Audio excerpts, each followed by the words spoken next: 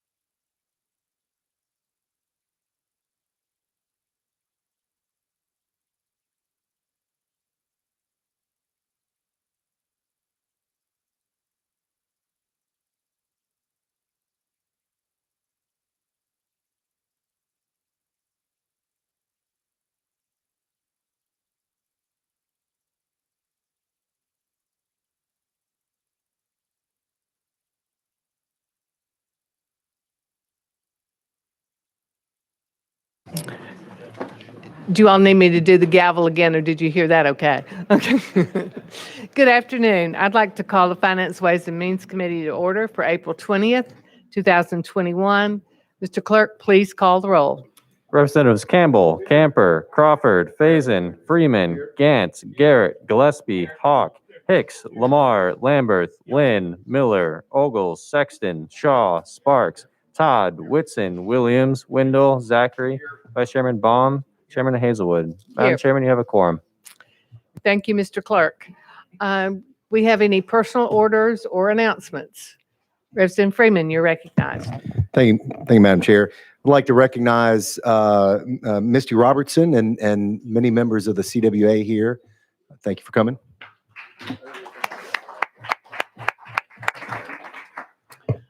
Representative Miller. Thank you, Madam Chair, Lady. just to reiterate, want to say welcome all of the Tennessee labor unions, all of the workers that you represent in this state. And just to say how much we appreciate what you've done, the history of labor unions in this country, in this state, that has not only helped build the economy and continue to help build this economy in this state, but the economy in America. Thank you.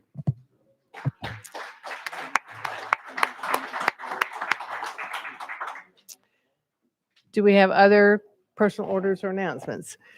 Seeing none, we have 24 bills on our regular calendar and addendum calendar today, but before we get to those, as I announced on the floor, we're going to hear from the Department of Education on their latest expansion request. The documents for this proposal are on your dashboard. You should be able to find them all there, members. And so without objection, we're out of session, and we'll ask the department to come forward. Commissioner Swin and whatever support team you'd like to bring.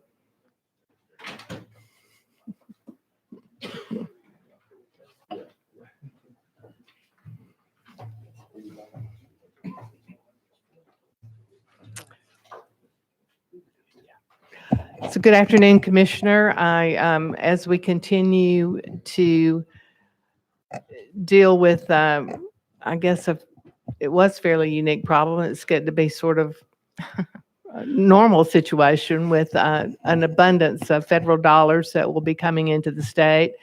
And I know your goal as Commissioner, your goal as the department, and our goal as a legislature is to do all that we can to make sure that those dollars are used well, that they're used effectively for the benefit of Tennesseans, and particularly for the benefit of our students with those dollars that are designated for education. So if you would just like to talk with us about the plans and the amounts of dollars that will be included in these expansion requests. Yes, happy to. Nice to see you all. Penny Schwinn, Commissioner of Education. Sam Piercy, Deputy Commissioner of Operations. So just to give some context as we're moving into this, as y'all likely know, we've had now 3 rounds of federal funding to make sure that we are talking about funding as it relates to the outcomes that that funding should generate and the ways that we're investing. We've included ESSER 1, what we call ESSER 2, and ESSER 3. So I'm going to go through all of it as one state investment from the SEA perspective. And just to make sure to kind of frame, as I always do, our investments are aligned to our strategic plan. We know that there were needs that occurred before the pandemic. We want to make sure we're investing deeply in a few core areas as opposed to in a very shallow way over a bunch of new initiatives. This has to be something with staying power. And so just to recap what we're looking at here in Tennessee, these are historic amounts of federal funding. I want to note that Tennessee is one of the only states that didn't have the budget cuts, that didn't reduce funding to schools in the way that we're seeing in lots of states across the country. So the additional funding that we're seeing at the SEA level, and certainly that's going out to LEAs, is all on top of what they would normally receive. And so this is a really strong and important opportunity for all of our school districts, just like the state will be approaching it, to really think about ways that we can move the needle for student achievement. All in total, we'll have just over $4.5 billion in federal relief funds. We had $150 million from the CRF. That was on top, and that was for a lot of the school reopening conversations that happened in July, August, and September. We've had $45 million plus in competitive federal grants to support the work. $126 million in GEAR, that's the governor's discretionary funding, all of which was allocated to K-12. $385 million for the SEA, or the State Education Agency discretionary fund, and then over $3.58 billion will pass directly to our local school districts. In terms of a summary of the strategic investments, we will have the opportunity to invest pretty significant amounts in things that we know will move the needle for kids. So first and foremost, $120.7 million will be to support the Literacy Success Act from special session, as well as Reading 360. I think the second thing I would point to is around the Tennessee All-Corps. Again, something that came out of special session.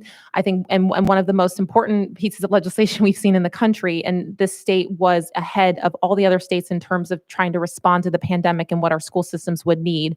That's given us the vehicle to now put in $170 million towards the Tennessee All-Corps.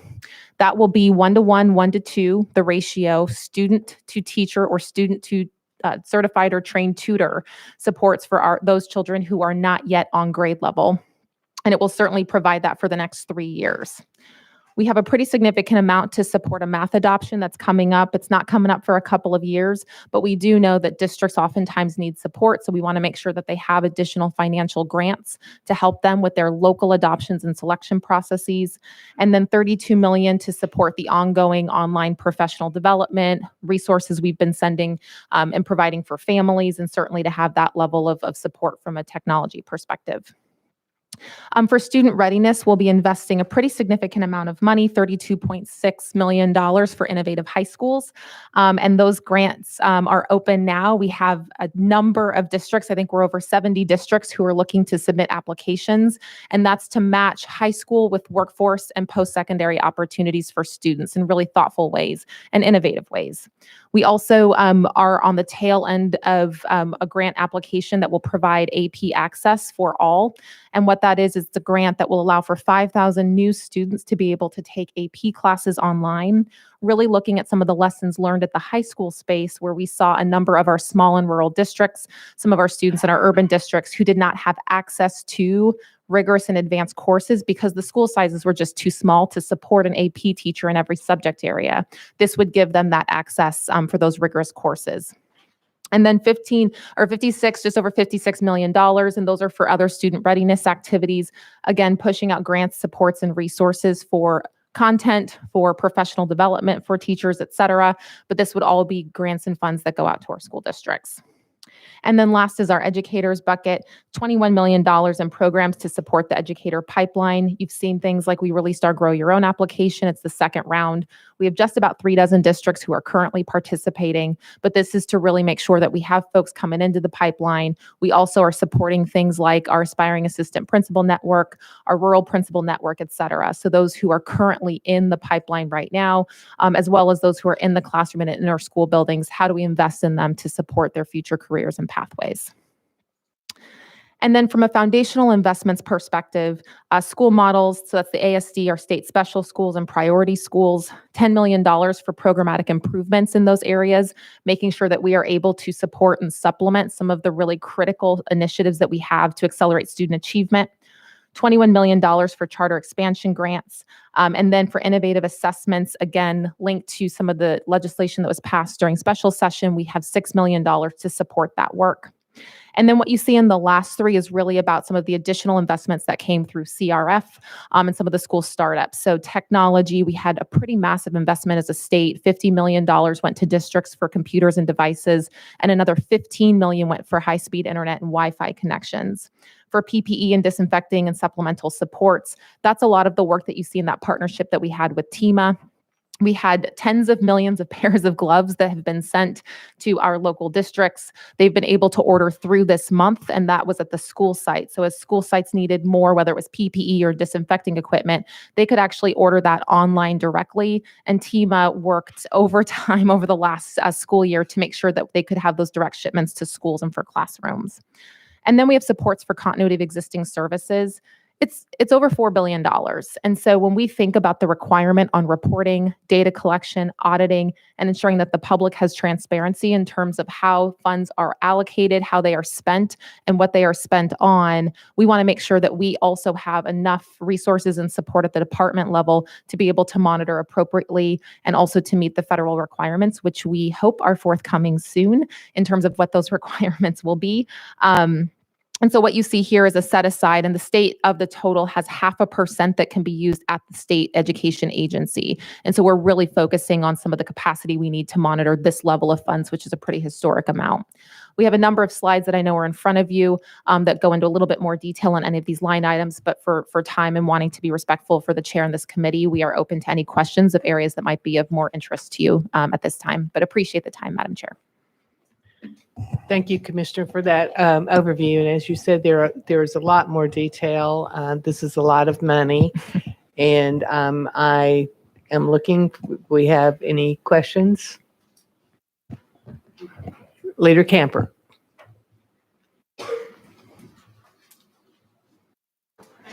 Thank you, Madam Speaker. Thank you, Commissioner, for your Yes, ma'am. presentation. In your supplemental request for additional positions, Mhm. you're asking for an additional 22 positions to help with the management of these funds. Will the people being hired, are they brought on to just augment you all, or will there be a separate entity that's all they're doing is monitoring the funds and providing feedback and direction? Yep, so thank you for that question. So in context, we are asking for those 22 positions. They would be hired and posted as term. So essentially, as soon as the funding runs out, the position is eliminated immediately. So we're only hiring from them for that short period of time, specifically to support this amount of money, which, as I said, is significant. It matches what the last big federal investment we had. So we're doing, I think, 8 times as much with the same human capital perspective in terms of numbers. They would still be managed within the department, and they would work under their respective groups. So the monitoring folks would work with our federal programs office. The folks who would be there to support the tutoring group would work in our academics office, but they would be term positions. Leader Camper. Thank you, Madam Chair. Will they be providing support to the LEAs as well with respect to the amount of money they're going to get? So, everybody is receiving a lot of funds, and we want to make sure that they're responsible, there's transparency. Will these people in this particular group be also providing support to the LEAs, or will they have to do something similarly local?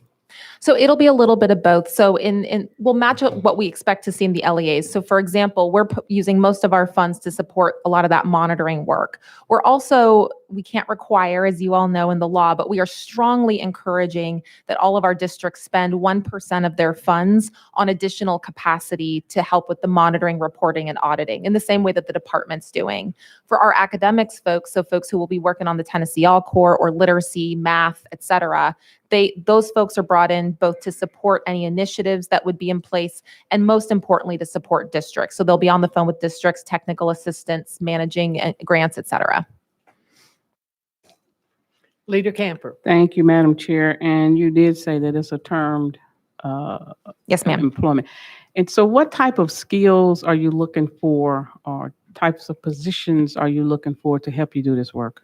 Sure. So the majority, and I'd say about a third of them are specifically for monitoring. So we're looking for folks who have been accountants, maybe for people who have done monitoring work in the past. I think with a lot of things similar to districts, there are people who have recently retired who might come back for a term position. They don't necessarily want to work for another 10 years, but are willing and open and able to work for the next 3 in this term type of role. We have another third that is working on getting the initiatives off the ground. We have a pretty significant amount, as you can see, dedicated to tutoring, to reading, to math, et cetera. So these are going to be content experts who can come in and make sure that we have things aligned to Tennessee standards that will work for Tennessee schools. And then the other third is really around ensuring that we have, from a fiscal management perspective, enough folks to move the dollars at the pace in which the federal government is requiring us to do. One of the challenges, as you will see, and I'm happy to actually just highlight that on the next slide in red, is that we have a different kind of expenditure date that has to happen. So districts have until 2022, 23, and 24 respectively to spend down their funds. The state has 12 months from the date we receive the funds to essentially encumber all funds. So we want to make sure that we have people who can move all of the money through an appropriate process, and then manage from our budget perspective how that money is being spent down through grants, et cetera. Leader Camper. Thank you, And then Madam we have Chair. other questioners. No, I don't. I was just going to say thank you, Madam Chair. Representative Shaw. Thank you, Madam Chair, and thank you, Miss Director, for being here. It's good to have problems like this, and just to have a lot of money. It's good. I wanted you to talk a little bit about, because as you know, I had talked to you about some legislation that we laid aside, but the 120.7 million million for the literacy stress program. Mhm. Is that kind of along the same lines we were talking about in terms of being able to reach out, get community, people in the community, retired teachers and so forth to help with that? Yes, sir. So on the slide that has the extended learning, it's under the academics bucket. That outlines what we're thinking about for tutoring. One of the things is that some of that fund will go directly to districts for district level grants for tutoring, but there's also a pot that will be set aside for community organizations to support tutoring as well. So that way it's going to take everybody to support this number of students in this time period. And so both pots will be available. Representative Shaw. I know we talked about this before. Now, how will the districts reach out to the communities, or will the communities have to reach into the districts? How will that work? So I think it's going to be a little bit of both, as it usually is. So we will provide a grant opportunity, non-competitive, so any district in the state will be able to participate. Districts can choose to provide the tutoring services themselves, or they can choose to work with whatever partner they select at the local level, or they can do both. In those cases, districts will likely reach out to community partners. With the other funding that goes directly to community partners, our expectation would be that the community partners would reach out to the district and see the best ways that they can help coordinate efforts. Thank you. Yes, Thank sir. you, Madam Chair. Representative Miller.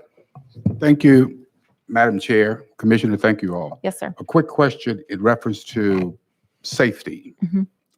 Of course, the schools are almost getting back to 100% in-person learning, but we're still in the middle of a pandemic. And as I look at the PPE, $80 million direct school shipment of supplemental PPE. Is there any other funding that deals with the safety of students, teachers, and everyone involved? So, yes, sir. So the ESSER funding directly going to that 90% of the total amount that is going to Tennessee schools, there is an expectation written into the bill from Congress that some of that money can and should go to safety disinfecting if that's what the district needs or decides on. Representative Miller. Thank you, Madam. So you're saying some of those rules, you're waiting on how those dollars can be spent in reference to the safety factor? We're waiting on rules from this. I apologize. Is that okay? We're waiting on the rules right now for everything related to these funds. We have not yet received any guidance. We just got the maintenance of effort guidance in the last 36 hours. But what we do know is when we actually have read the law itself, it does include safety and disinfecting and custodial services as allowable expenses because it helps to keep schools open or open schools. What we haven't received from the federal government is any guidance or guidelines whatsoever related to what we need to report on, how often, their rulemaking and policy making. So we do expect there to be some shifts in the guidance we can provide. We can't do that until we get that from them.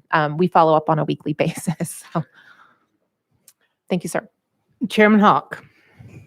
Very quick, Madam Chair. Commissioner, thank you so much. As we're watching this, the reporting and auditing aspect of that, who are we reporting to? Who's reporting to us? Tell me what that process looks like. I want to think that we're going to get the spending of these dollars 100% right every step of the way. Invariably, there's going to be some missteps. So tell me who's reporting to who do we report to, and who's reporting to us? Yep. So all great questions. Right now, from a framework perspective, what we do know that's written into from the federal level is they have signaled and said that there will be kind of an escalated or elevated reporting requirement. They have not said the frequency or what that data collection or reporting will be. That's what we are waiting on because that certainly drives how we would structure our process. And saying, kind of putting that to the side and saying, well, we're going to do what we need to do here in Tennessee. From the department's perspective, we have certainly heard, I think, a robust amount of feedback that the public wants to know how the dollars are being spent. They want to know that at a regular cadence, and they want that to be in an accessible format. So all of the district's spending plans, what we put them in something called E-Plan, and that's where you can look at the kind of very minute detail of everything and how the districts are thinking about the money. I would say as a parent, if I'm talking to my neighbor, it's not super understandable. And so one of the things that we'll have is a more understandable plan for the public. We will also require that there are monthly reports provided to the department from the LEAs related to what they are requesting for reimbursement. That needs to happen on a monthly basis. With ESSER, one of the lessons learned is that our districts might be spending the money. We don't necessarily know that unless they ask for the reimbursement. So we'll see that on a monthly basis. We will post that on a monthly basis. We will also have data collection to show what is happening as a result of the dollars. So things like we have a number of the universal screener for literacy. We have information related to attendance, computer purchases, et cetera. So you can know exactly what's happening with the money. For the department's perspective, we will also be publishing on a monthly basis what we are doing with our funds, and we'll likely have to submit at a regular cadence, if not monthly, then more frequently to the U.S. Department of Education, all of the information that I just talked about. That will be published at the U.S. DOE level as well as at the state level. We are going to be requesting that districts post that at the local level as well, so that if you're a parent, you don't have to worry about what's posted where. You can just go to any of the three and get what you need. Thank you. Commissioner, I have a question/suggestion. Yes, ma'am. One of our members, Representative Haston, had brought to our attention that there's an opportunity, there's an organization that has proven the data is good from other states where they've operated. And they do a statewide contract for students. It's a student attendance recovery program. They find these students who have, lots of students have been out of school for over a year. We don't really know where they are, what school system they should be in at this point, how to get them back into the learning process. So there is a proven entity that can do that.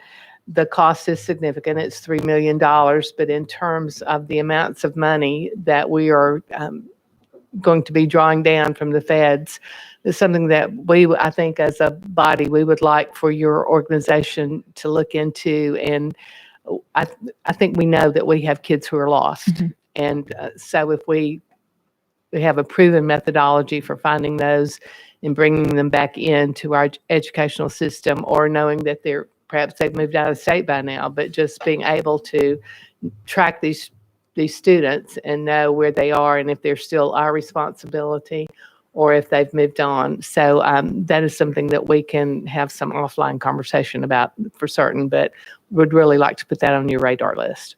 Thank you, Madam Chair. We will absolutely look into that, and I'll follow up with you directly in terms of next steps. Thank you, ma'am. Thank you. Mm-hmm. Are there other questions for the commissioner or staff? Seeing none, thank you for being here today. Again, we thank you for the work that you have done and the work that will be done to, again, ensure that the dollars these are all taxpayer dollars, and that they are actually used in the way that it is intended, and that at the end of the day will make a difference for students in Tennessee, for our educational system, and for all the parents of those students. So thank you so much for the work that you're doing. Thank you so much, ma'am. We are back in session, and we will move on to our regular calendar. Item number 1 on our calendar, we have the patiently waiting Speaker Pro Tem. We have a motion and a second. We do have a Finance Subcommittee amendment on that. I believe drafting code 006963 is. That's right. We have a motion and a second on the amendment. And Speaker Pro Tem, you are recognized on the amendment. Thank you, Madam Chairman. This bill states that a county trustee may proceed against a taxpayer who is delinquent in the payment of tangible personal property taxes by retaining an agent to collect such delinquent taxes. They have several rules about how they acquire a collection agency, and several rules about what they can charge. And I'll present that and take any questions. All right, that is the amendment. You've heard it described. Are there questions on the amendment? Question has been called. All in favor of amendment 006963, please signify by saying aye. Any opposed? The ayes have it. Drafting Code Amendment 006963 is now attached to House Bill 358. Speaker Pro Tem, would you like to describe the bill as amended, or did the amendment make the bill?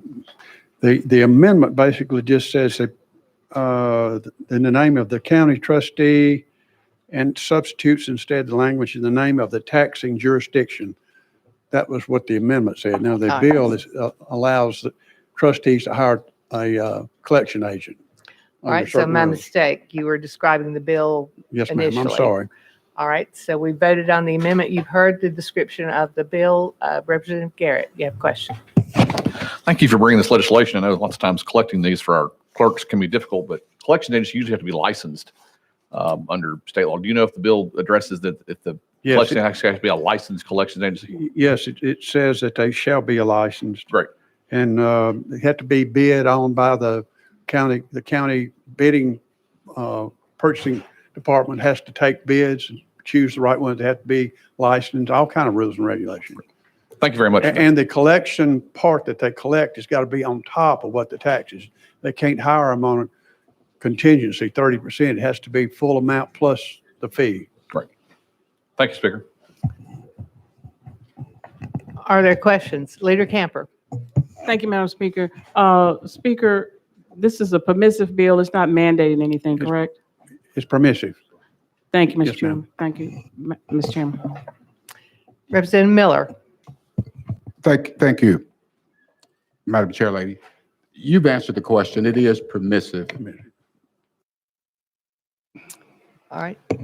Representative Miller. Yes, one other question. You mentioned that whatever the principle is, and once you hire the collection agency, that they have a cap on the amount of money that they can charge. The cap is 30%, and the 30%, that's the cap. It could be less than that, but they have to put the 30% on top of the delinquent tax. So the county is whole. So I don't know if this is going to make a lot of difference, but the one we started out with, I thought made a lot of sense to me, but after everybody's gotten involved, this is what they wanted to see. We got the chamber, NFIB, everybody is happy with this. So this is what we got. Okay, thank you. All right. Seeing no further Leader Lambert. Move previous question. Previous question has been called. Any objection? Seeing none, we're voting on House Bill 358 as amended. All in favor, please signify by saying aye. Aye. Any opposed? The ayes have it. House Bill 358 moves to calendar and rules. Thank you, Speaker Pro Tem. Next on our calendar is House Bill 556 by Deputy Speaker Johnson. And that's very kind of you to take care of the speaker with a motion and a second, but he's rolling that for 1 week. So you can do it again. Item number 3 on the calendar is also rolled 1 week. And that brings us to item number 4. Chairman Sapicki. Just looking to make sure that he is here. House Bill 777. We have a motion and a second on the bill. Chairman Sapicki. Thank you, Madam Chairman. We do have an amendment on the bill. Should be drafting code 5558. I'm sorry, that is traveling with, so Thank we you. don't have to add it. Thank you very much. I'm confused. It wasn't on my script here, but it is on the bill. So please describe the bill as previously amended. Thank you very much. Members, this is the BEP Hold Harmless bill that we've been working on in the Education Department along with Governor Lee. I'm going to give you some numbers here, so hopefully you'll be able to stay with me. Currently, what we do is we use the previous year's attendance numbers to determine what each LEA is going to be funded as they move forward in the upcoming school year. We know we've had an issue with over 30,000 students that have left our school system due to COVID, but they may be returning this fall. So we had to have a mechanism in place to make sure that when those children do come back, our LEAs are not shorted, and therefore we have to come up with the extra money to be able to educate these children. What House Bill 77 does is it waives the attendance requirement for 1 year for the 21-22 school year coming up. Whatever an LEA received in the previous year in 2020 and 21, they will receive in the upcoming year in 21-22. There is a caveat in here that if they do show growth, they will get the automatic bump for that also in the BEP. The requirement is that they have to maintain their normal attendance records for the 21-22 school year, so that when the 22-23 school year comes about, the BEP reverts back to the normal funding formula, and the attendance will determine what the funding is for those LEAs. It is funded in the governor's budget. I'll happy to answer any questions. I believe we have Chairman Williams with a question. Thank you, Chair Lady. Not a question, just to follow up to the Chair Lady's comments before. What we're doing here is plugging a hole that we see that's coming in the future as it relates to holding our schools harmless, which is really important. But the Chair Lady just commented in the testimony prior to this about an entity that helps us find these kids so that we in the future don't have to hold harmless. As you can see by this mandatory language that the leader and the education staff worked on, we're spending quite a bit of money here just to hold students harmless, but sometimes spending money in order to find those students is also equally important. And I think it's important with the hundreds of millions of dollars that we're spending in education here in this state that we do our best to try to find these kids. And just wanted to thank you for the bill and the leaders as well. Thank you. Leader Lamberth. Thank you, Madam Chairman. And to build on that point, and Chairman, thank you for carrying this bill. With this bill, if this bill and all the rest of the legislation this year passes, not even including, some of the federal money that's out there, this will make it a $450 million increase in K through 12 education in this state. That pushes us up above, over the last roughly 10 years, more than $2 billion new dollars placed into K through 12 education. And I echo Chairman Williams' sentiment, more money does not always equal better results, but in what we have seen over the last several years, it does. So thank you for your leadership in that. I truly hope the committee supports this legislation, but there have been arguments in years past that somehow or another we have not stepped up to the plate and provided the funding that is needed, and that absolutely cannot be argued this year. We are going above and beyond, and literally almost $500 million new dollars in K through 12 education. Thank you for carrying the bill. Thank you, Leader Lamberth. Other questions or comments? Representative Sparks. Chairman speaking of the disconnect and maybe students not returning, where does the responsibility lie? Who at the school system is trying to bridge that gap, contacting those students? Is it social workers? Is it counselors? Do you know what that mechanism is? I'm just curious. Chairman Sapicki. Well, the answer is yes to that. It's all hands on deck. Principals, teachers, guidance counselors, social workers, cafeterial personnel that just don't have their kid that shows up for their normal bologna sandwich on a certain day or whatever, right? It's making sure that we're trying to find all these children. We have to make sure that we get all these kids back in our schools. We have to make sure we get them across the finish line. We have to make sure we educate them so that they can be good, productive citizens in Tennessee. We are all in on that, and hopefully it'll drive us to being number one in education. Representative Sparks. From your assessment as chairman of education, have you seen, is there a shortage of counselors? Is there a shortage of social workers? I mean, I know there's legislation up here. Kind of off the bill, but I'll be happy to answer it with the chairman's. I would like us to say on the bill, we have a number of bills on the calendar. The answer is yes. Yes. I mean, we could do that in-house if we funded them. Yeah. Thank you. Other questions? Chairman Sapicki, I would just like to echo Leader Lamberth's comments. I think this legislature, for as long as I've been here, which is I'm in my fourth term, we have made a concerted effort every year to focus on education, to fund it to the best of our ability. We're never going to have all the resources that everybody wants, but with these dollars that are being showered upon us from the federal level, and with the increase, and to his point, the leader's already mentioned the significant increase in education funding that we as the state have made from our own funds, regardless of additional federal dollars, then I think we can all hold our heads up high and say that we support education in the state. And I would take issue with anyone who would try and say otherwise. Chairman Hicks, did you have a comment? Thank you, Chair Lady, and I'll be brief. Just curious, Chairman, what about moving forward? Because next year, looking back, it's going to be probably worse for next year when we try to budget than this year. So, what, and even the next 3 years, as a matter of fact. So what is, and so it's kind of sorted with the bill. I don't know if you have a response to that or not. So I just want to let the members know that we're going to be dealing with this for the next several years. Chairman Sapicki. I'll be brief. It is a concern that we have in Education Committee. How many of these 30,000 students are going to come back?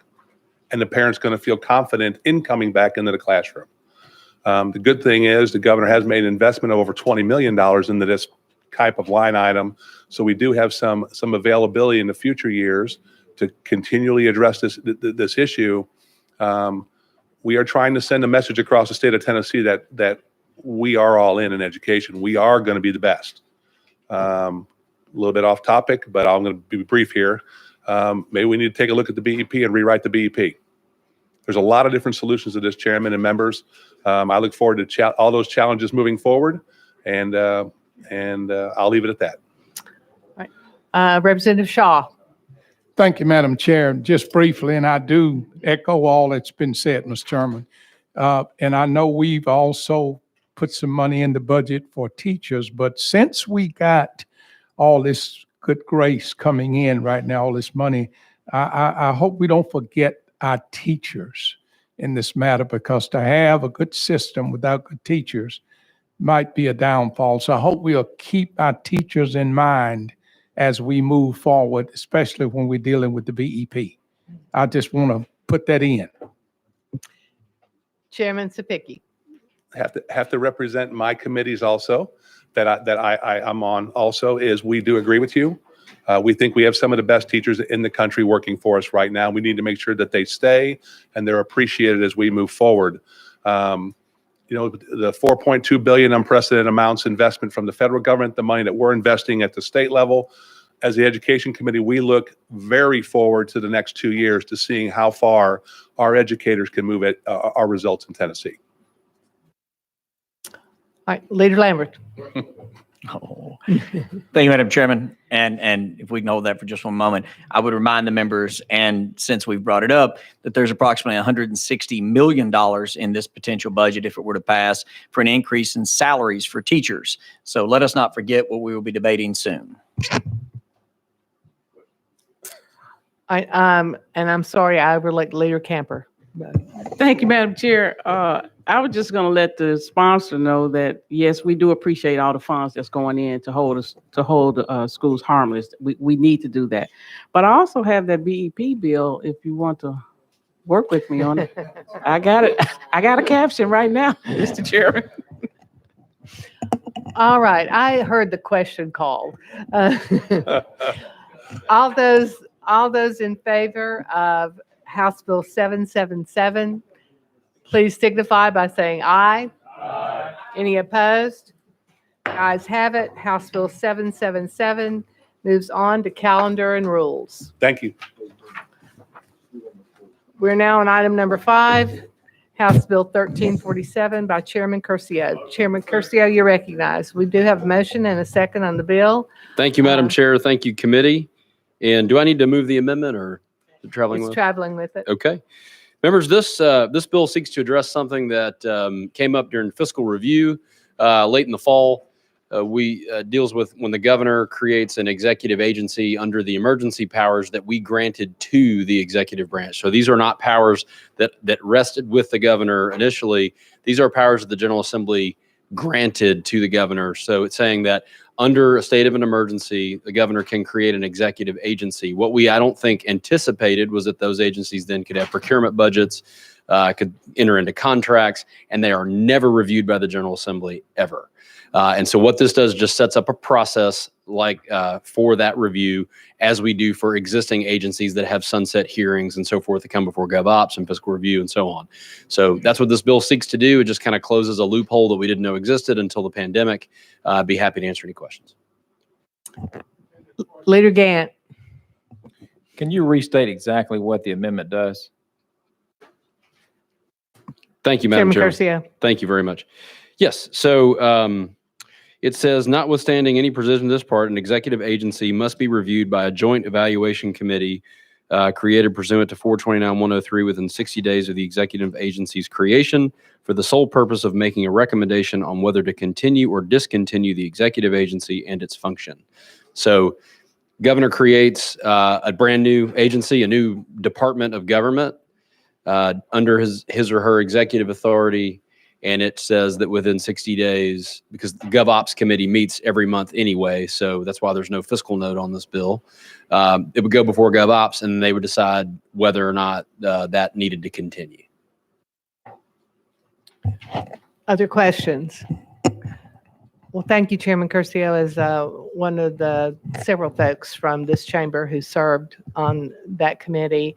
As you mentioned, this was an issue we didn't know we had until the pandemic, but and it's certainly no reflection on the governor and anything that he did or didn't do, but we don't know what future governors might choose to do in this kind of circumstance. So I think it behooves us as representatives of the people to make sure that we have some oversight, and that's simply what this legislation is doing.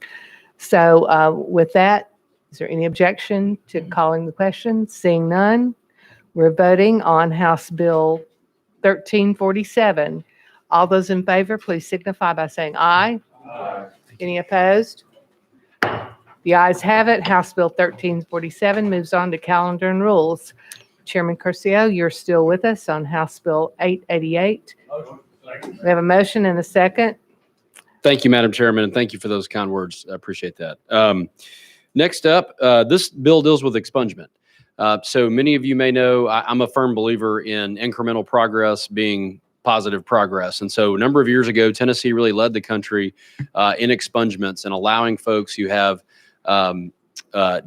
number of Ds and then, number of Es and 1 D felony to have that expunged after 5 years. As long as they paid their fines and fees or restitution, they get one bite at the apple, and then they can come back and have that expunged off their record. That has worked very, very well. And so what we're trying to do here is just expand upon that success that we've had in Tennessee. So it also does a number of other things. Last year, there was a big push. I think it was maybe 2 years ago, and I lost a year with COVID, a push to say that the state was no longer going to charge an expungement fee. And when we had those debates, we all said in committee, this will make it free. And the locals, they don't have to charge. They have the ability to not charge. We actually realized that in the code, it says that the clerk shall charge a $100 fee for expungement. So this changes that shall to a may. So if there are clerks who don't want to charge that expungement fee back home, they don't have to. But if they need to continue charging it, it would allow that. So it just changes that shall charge to a may. And with that, I'd be happy to answer any questions. Are there questions for the sponsor? Leader Camper. Thank you, Madam Chair. Mr. Sponsor, I want to thank you for bringing this bill. I remember the reference you made years ago when you said that Tennessee was a leader in dealing with expungements. It was Chairman Faison and I who worked hard to make sure that we passed that bill. And we worked almost an entire year trying to build up the support to get that done. And Tennessee have come a long way. So I really appreciate, as the chairman of criminal and all the work that you've done for the state with respect to this very issue. It means a lot to Tennesseans. People's lives are being changed. People are getting an opportunity that they probably wouldn't have had before. And so many people who made a mistake once in their younger days are now able to move on and move up in management positions, start businesses. It's just been wonderful with what we've done with expunction in this state. So I want to applaud you for bringing the bill, and I support you in getting across the finish line. And I support the governor for supporting this initiative because it means so much for Tennesseans. And it's a great opportunity to lift people out of poverty. It just can do so much. So I really appreciate it. Thank you, Madam Chair, for allowing me to express those comments. Certainly. Representative Shaw. I was going to say thank you. Thank you. Representative Lamar. Thank you, Chair Lady. I also want to second the comments of thank you. I remember you graciously came to Memphis, Tennessee to host a meeting with me and many of the advocates of criminal justice reform, and expungement was one of the top issues that they said they wanted to see come from that meeting. So I want to say on the record, thank you for coming all the way to Memphis and meeting with people in my district and leading this charge and listening to the voices that are leading much of the criminal justice reform and work in the system in my city. So I do want to thank you so much for bringing this bill. Thank you. Thanks for your hospitality as well. Always good to visit Memphis.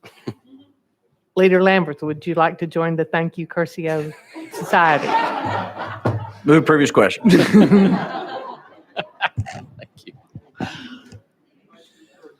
Are there any objections to previous questions? Seeing none. All in favor of House Bill 888, please signify by saying aye. Any opposed? The ayes have it. House Bill 888 moves on to calendar and rules. Thank you, Madam Next. Chairman. Thank you, committee. Next up, we have our very tall member who is hard to miss. I have to look for some people, but not for him. Chairman Haston, you're recognized on House Bill 155. Thank you, Madam Chair. What this bill does is it encourages joint economic and community development boards to include school system representation. And the bill also allows for JECDBs to form collaborative partnerships that would further economic growth. And with that, I'll be glad to answer any questions.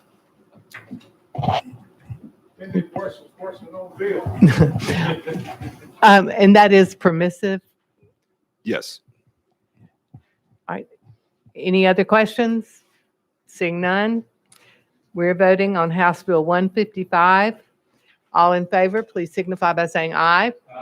Any opposed? The ayes have it. House Bill 155 moves on to calendar and rules. Thank you, Madam And Chair. Chairman Heston, we're going to go out of order while you're here. We have item 9, that's also your bill, House Bill 771. We have a motion and a second. If you would please describe the bill. Thank you, Madam Chair. This administration bill seeks to improve the registered apprenticeship system in Tennessee by establishing a state apprenticeship agency. If this bill is adopted, Tennessee would be the 27th state to do so. Establishing a state apprenticeship agency will streamline the apprenticeship application process and should increase completion rates by our students. With that, I'll be glad to answer any questions. Other questions? I'd like to applaud you for bringing this bill. Gestamp it's not in my district, but it's in Hamilton County where I'm proud to live and serve at least part of the county. Gestamp has a marvelous apprenticeship program at their establishment. They work with the schools to make sure the kids get their education there on site. They get job training, and as quickly as they're finished with they get their high school degree, they've completed the apprenticeship program, and they have jobs, family wage paying jobs. And I think I would assume that this bill would be a vehicle to increase those across the state. So thank you.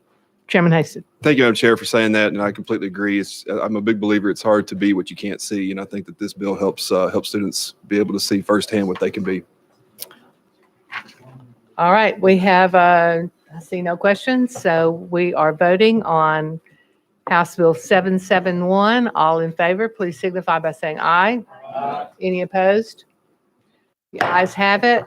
House Bill 771 moves on to calendar and rules. Thank you, Madam Chair. Thank you, Chairman. We'll go back now on our calendar to item number 8, by Chairman Holtzclaw. Chairman Holtzclaw, you have a motion and a second, and you're recognized on your bill. Tell us what it does. Thank you, Chairman, Chair Lady, and committee members.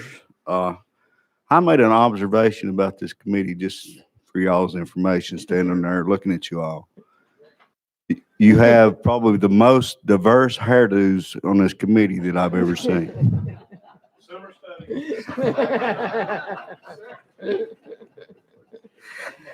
Chairman Holtzclaw, you might want to quit while you're ahead. Oh, my goodness. HB 845, basically, it's the omnibus bill, and it allows authorized multiple unique entities to sell alcoholic beverages on premises for consumption. Have questions? Question has been called. We're voting on House Bill 845. All in favor, please signify by saying aye. Any opposed? No.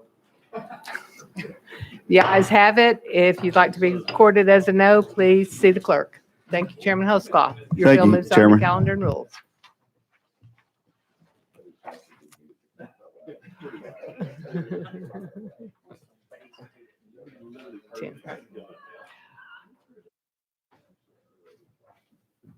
Chairman Powers, you are recognized on House Bill 542. We have a motion and a second.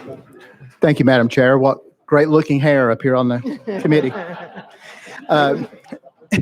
House Bill 542 is the Middle College Scholarship Program. Middle College program is operated by a two-year post-secondary institution in partnership with an LEA. It permits students in the fall of their junior year in high school to enter a two-year institution, and while they're also earning a high school diploma and associate's degree in 2 years. This bill would raise the scholarship fund available from $1,000 per semester to $1,250. Currently, it's about $2,000 per semester, $4,000 a year. So this raises it to $2,500 per year. So they still be coming out of pocket $1,500. The good news about this program is 95% of all the students that complete the program transition to a four-year institution. And we just had a 19-year-old, matter of fact, in my district, that just got accepted into medical school. I mean, that's how good the program is working. So with that, Madam Chair, I renew my motion. You've heard, the question has been called. All those in favor of House Bill 542, please signify by saying aye. Any opposed? House Bill 542 moves on to calendar and rules. Thank you, Thank you, Chairman Madam Chair. Powers. Thank you, committee. And Chairman Reagan, you do not have to comment on the hairstyles. It's not a requirement.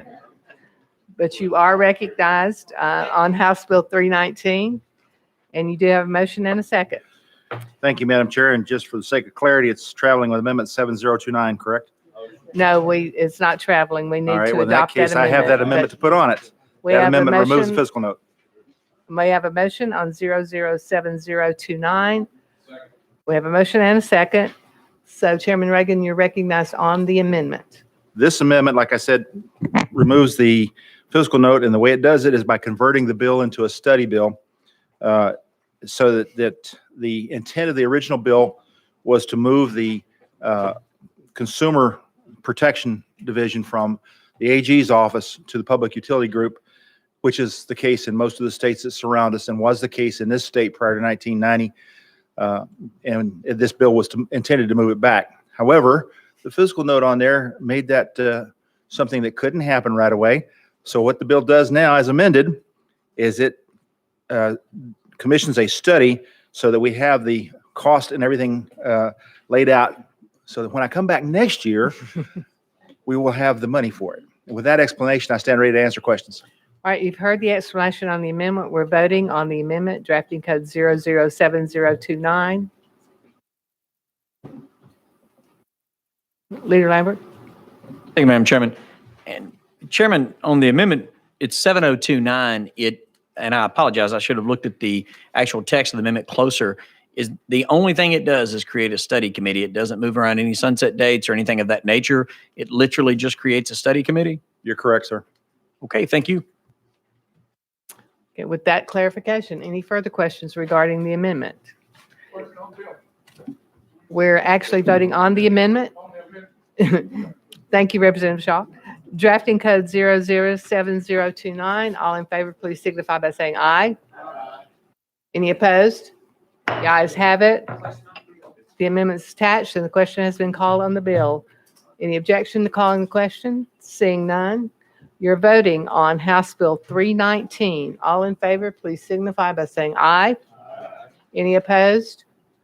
Seeing none, the ayes have it. House Bill 319 moves on to calendar and rules. We look forward to seeing you back next year.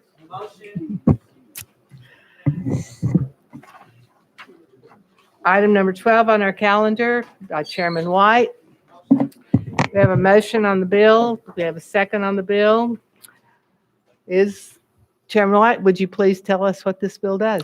Sure. The bill before you, 471, each year in the Education Committee, we have several legislations that come before us dealing with lottery funds that pull money through, Tennessee Promise or Tennessee Reconnect.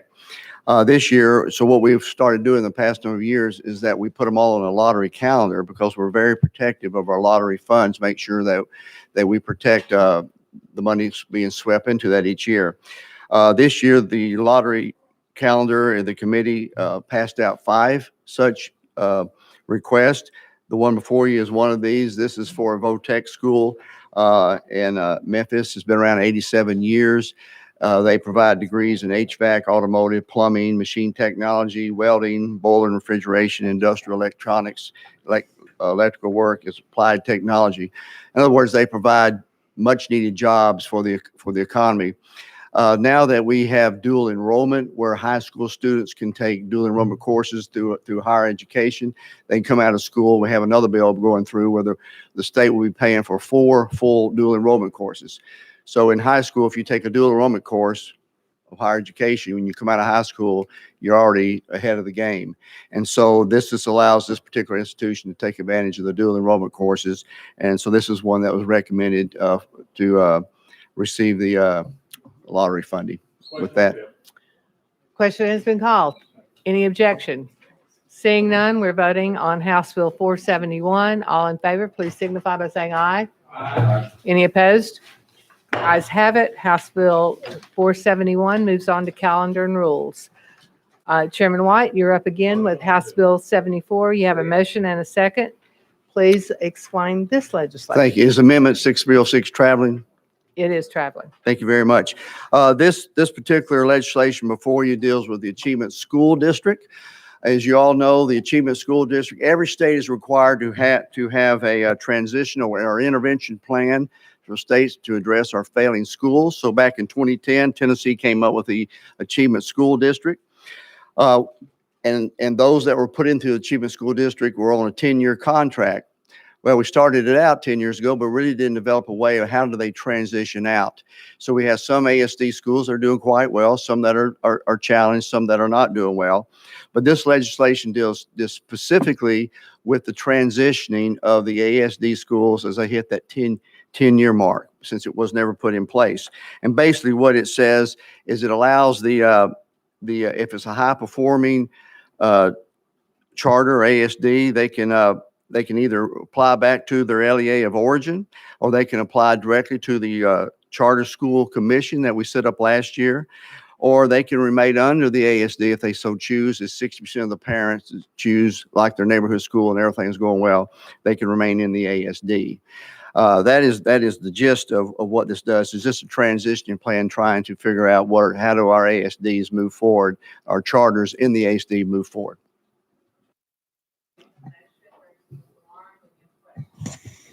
Thank you, Chair Lady. Can outside groups lobby the parents to get the 60%? Can outside groups lobby the parents? No, it's got to be a vote of the parents who's attending the school, whose children are in that school. Representative Lamar. Thank you, Chair Lady. So in clarification, can outside groups lobby the parents within that school in efforts to meet the 60% criteria to keep them in the ASD? You mean it to influence their vote? Mm-hmm. Chairman White. Yeah. I guess anything's possible. I don't know. I haven't thought of that question. But if you have an ASD and the parents are fully supportive of it remaining in the ASD, then the means where they got there. So I would assume, yes. But it would be the votes of the parents. You'd have to have a petition of 60% of the parents.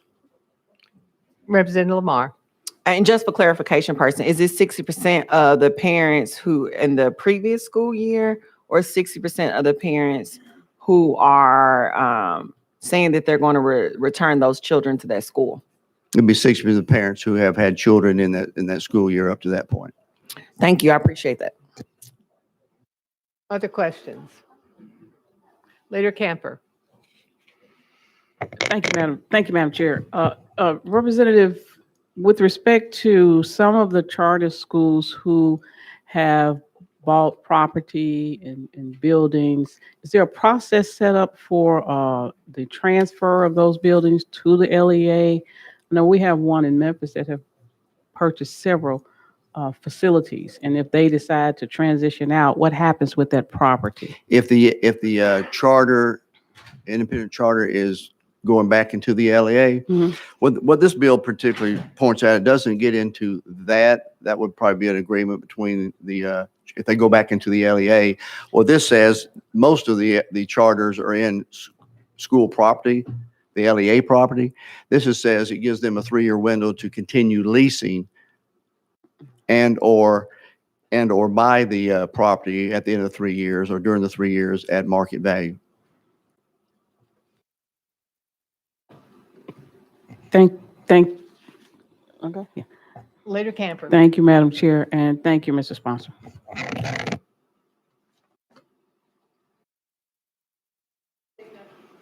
Seeing no further questions, we are voting on House Bill 74. All those in favor, please signify by saying aye. Aye. Any opposed? If you'd like to be recorded as a no, please see the clerk. But the ayes do have it, and House Bill 74 moves on to calendar and rules. Thank you, Chairman Committee. White. Next on our calendar is House Bill 1351 by Chairman Vaughn. Give him a moment to make his way to the cleaned microphone. Chairman Vaughn, you have a motion and a second. You're recognized on House Bill 1351. Good evening, committee, or afternoon, committee. This bill contemplates some factors that are occurring throughout the nation with regards to student athletes and the role of the NCAA and many of those type issues that we see coming. It's a very fluid situation that's happening across our country. This contemplates an athlete having the ability to receive compensation for the use of their name, image, or likeness. It is not a pay compensation for play bill. It doesn't strike to the heart of amateur athletics. What it does is it allows our state to come into compliance with the Supreme Court ruling in the Ed O'Bannon case, where he was sued because his image was used on an NCAA video game and he received no compensation for it. That situation was litigated over years.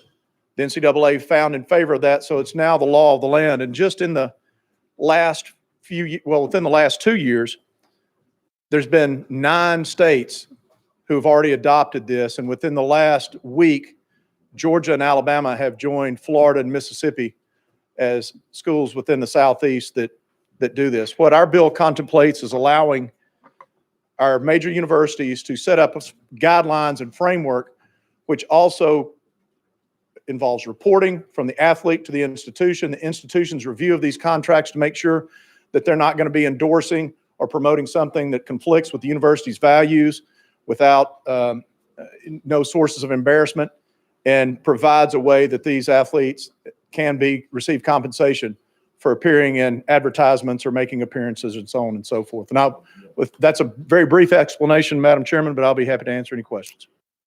We do have questions. Chairman Zachary.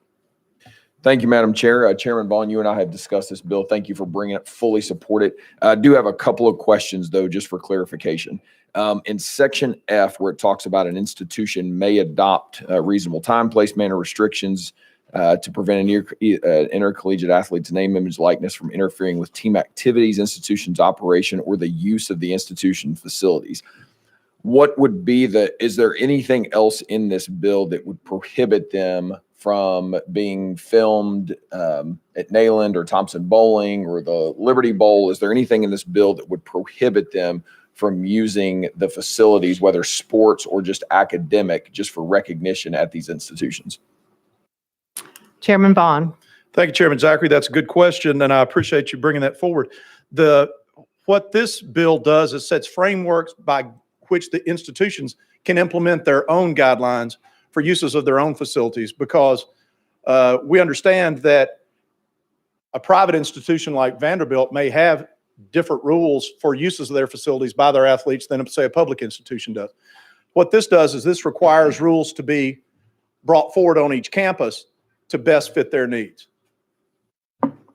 Chairman Zachary. Thank you. Thank you, Madam Chair. Thank you, Chairman. And then kind of along those same lines, which I assume would be the same response in G2, where it talks about an institution may prohibit use of intellectual property, trademarks, trade dress, on and on and on. I was on a call before this where I was discussing the use of the athletes wearing warm-ups, jerseys, whatever it may be. Can you speak to that specifically in terms of their use of Tess Darby's wearing her jersey or a warm up or even can they go generic using the team's colors? Is there any, or that's all up to the institution? Chairman Vaughn. Thank you. It would be up to the institution. I would assume team colors are generic enough that it would not be an implied endorsement for somebody to do that, but somebody wearing a checkerboard or a power tee would probably be frowned upon in these rules. And I'm glad that you brought that section of the bill up, because I think it's important too that we look at section G3. It says intercollegiate athletes are prohibited from involvement in name, image, or likeness activities that promote gambling, tobacco, alcohol, or adult entertainment. So we're putting guidelines in here and guardrails to make sure that people's brands are not diminished, that they're still part of programs that have been built throughout the years with regards to protection of these brands. And so we believe we've set this to where each institution can individualize it as much as possible, but also that we do have the broader look at it to where there's not going to be something that we would be embarrassed to have passed through this House. One last one, Madam Chair. Chairman Zachary. Thank you, Madam Chair. Chairman, truly, thank you for bringing the bill. I've talked to the University of Tennessee about it. They're in support. This puts us in line with other states that have passed this.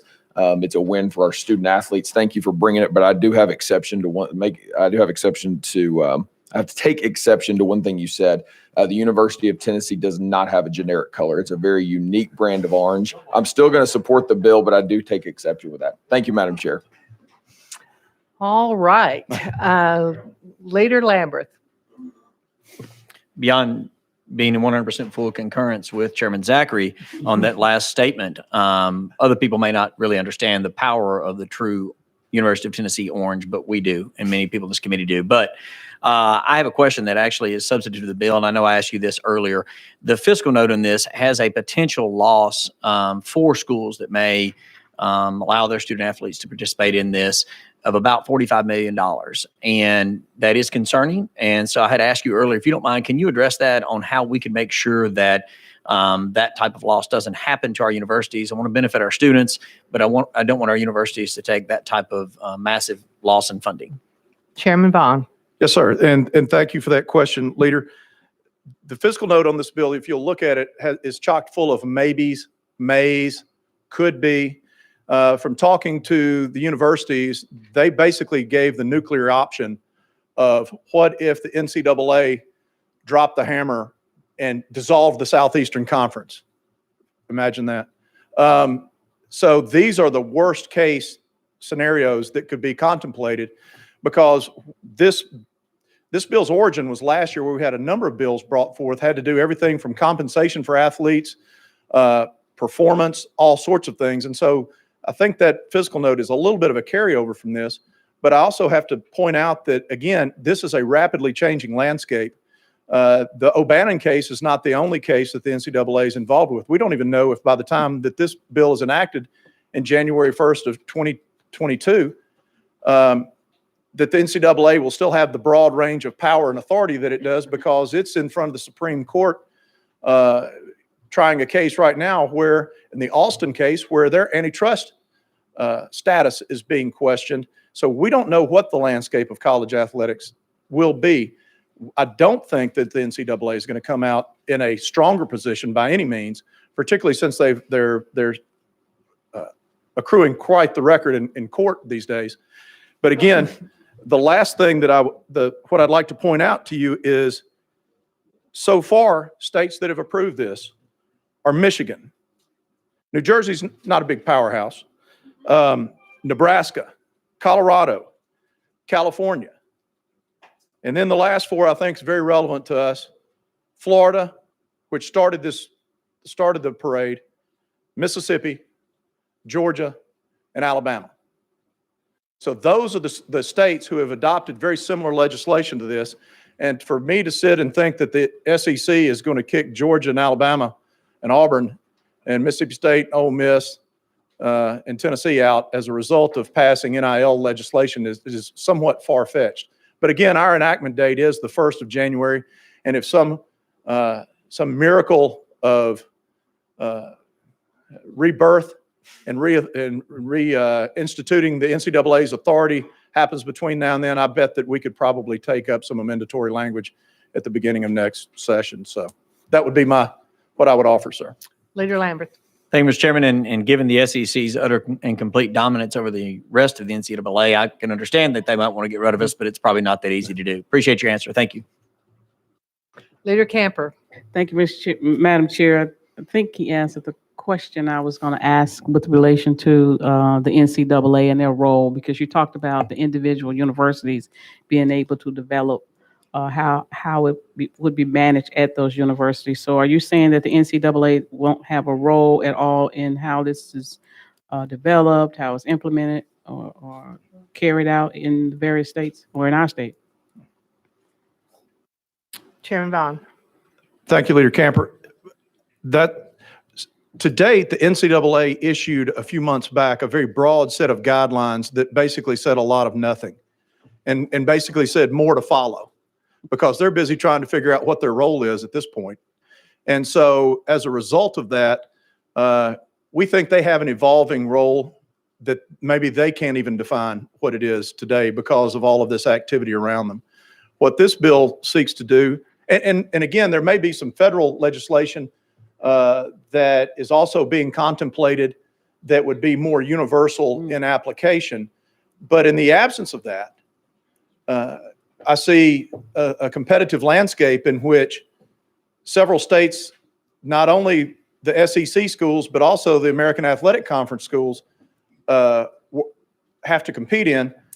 Their athletes will be able to avail themselves of benefits, lawful benefits, that our athletes without this legislation will have to sit on the sidelines and watch. And I think that we might be looking at an issue there for two reasons. Number one is, if an athlete is able to receive compensation from a third party during their time at college, it may make that time at college a little longer than it would be unless they immediately have to go to the professional ranks to ply their trades or attempt to go to the professional ranks. So we see this as a bit of a retention aspect from that standpoint for our student athletes, but we're not going to turn our head to the competitive the competitive field as well, to where making sure that the athletes that our student athletes are competing against, they're on the same playing field and with regards to benefits as they are.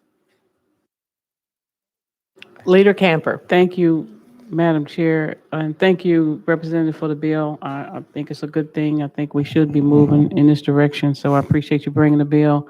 I agree with Chairman Zachary and Leader Lambert on big orange color. They are correct, and go SEC.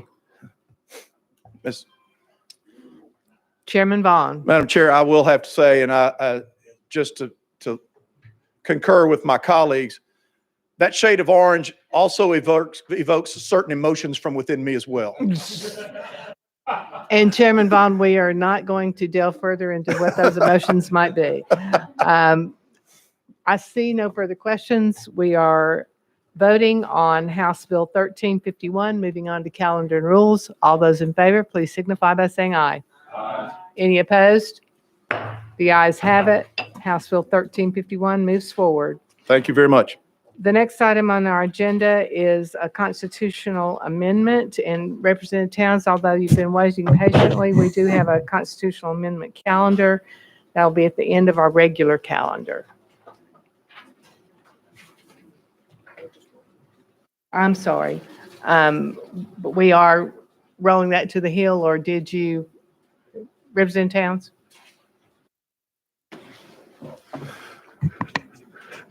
Thank you, Madam Chair Lady. Madam Chair Lady, what I'd like to do is, because I want to make sure something is clear, I'd like to roll it to the next calendar, next Tuesday, if you don't mind. We can do that. Thank you very much. So next Tuesday's calendar for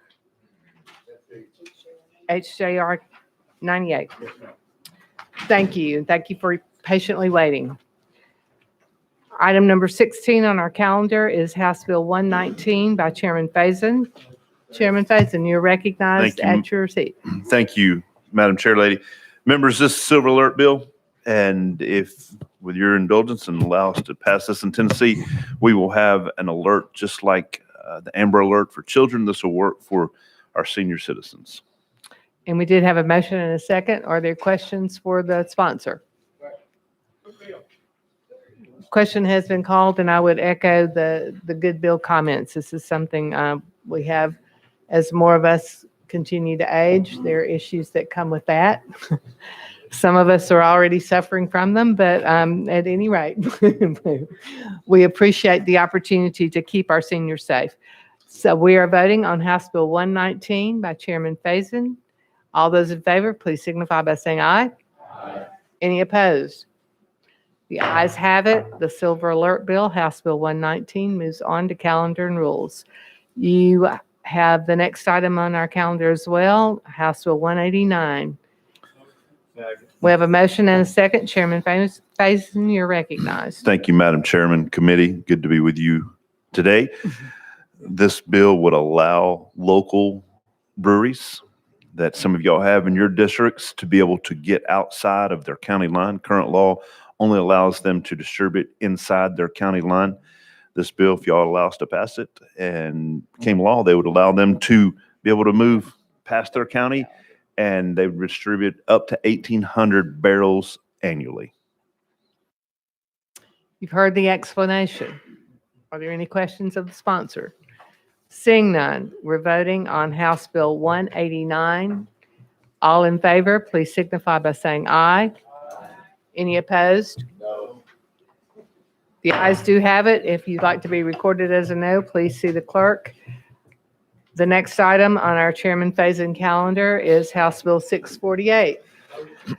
We have a motion and a second. Chairman Faison, you're recognized. Thank you, Chair Lady, committee. Certainly good to still be with you.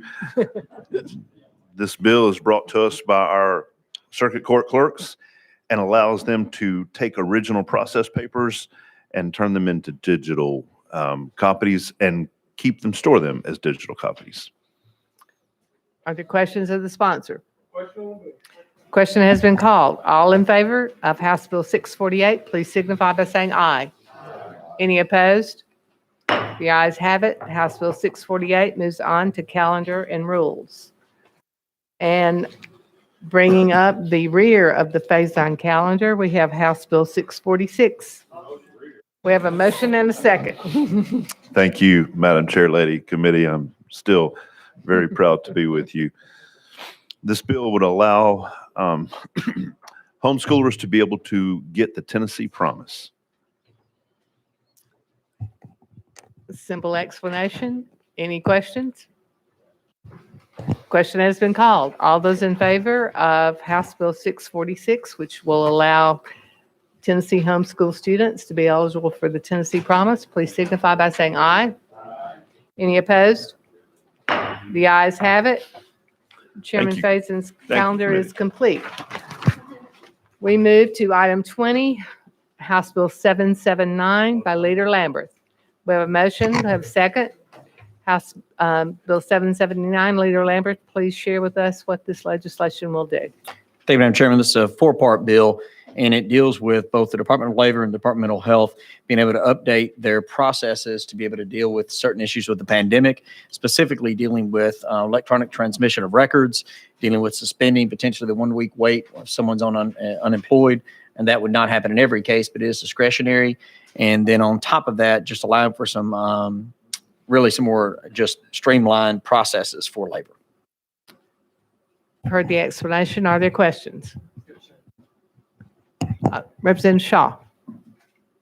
I just want to join and thank you, Club, Leader Lamberth, to thank him for this legislation. I think it's a good start. Thank you. Thank you, Representative Shaw. We have such a grateful committee today. The question has been called. House Bill 779, we're voting on, going on to calendar and rules. All those in favor, please signify by saying aye. Aye. Any opposed? The ayes have it, and House Bill 779 goes to calendar and rules. Thank you, Madam Chairman, members of the committee. Item number 21 on our agenda, I believe that Leader Lamberth, you recognized. Thank you, Madam Chairman. There was a late file amendment by our speaker, and I think that is something that we should certainly consider. And if I could make a motion to roll this to the next available calendar so that we may take that up in a timely fashion. You've heard the motion. We have a second. We will move House Bill 773 to the next calendar. Thank you, Madam Chairman.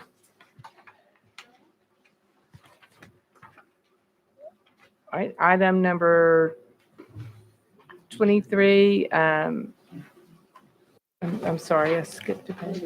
It's me as well, Madam Chairman.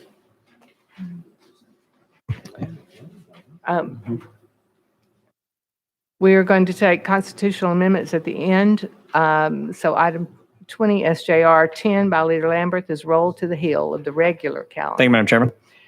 Item 23, HJR 72 by Representative Todd. Chairman Todd, I'm sorry. Thank you, Madam Chair. This resolution will allow for the voters to decide whether we put the right to work that has been a law in this state for almost 75 years into the Tennessee Constitution. Right to work simply says that workers cannot be fired or penalized for joining a union or refusing to join a union and pay union dues. Ultimately, the right to work is about protecting worker freedom. If a person wishes to join a union and pay union dues for the union's representation, he or she should have every right to do so. But if a worker wishes to remain independent and not contribute his or her earned income to union dues, he or she should not be forced to do so. That's precisely the decision that our right to work law protects. This has been the law for almost 75 years in our state. Since 1947, like other states that have adopted this policy, we have reaped the economic benefits of it. Studies show that the right to work states have higher real income growth, economic growth, and population growth. Madam Chair, with that, I'll be glad to take any questions. Thank you, Chairman Todd. And we do have outside testimony, folks who have asked to be heard on this piece of legislation. So without objection, we're going to go out of session. And we have from the Teamsters, we have Mark Brooks, Lyndon Grisham, and Scott Arnwine. And if they would come forward and have a seat at the table, each of you will have be limited to 3 minutes. And we would ask that this is the Finance Committee, so we ask that your remarks would focus on the fiscal matters. And as you begin to speak, if you would just identify yourself for the record, please.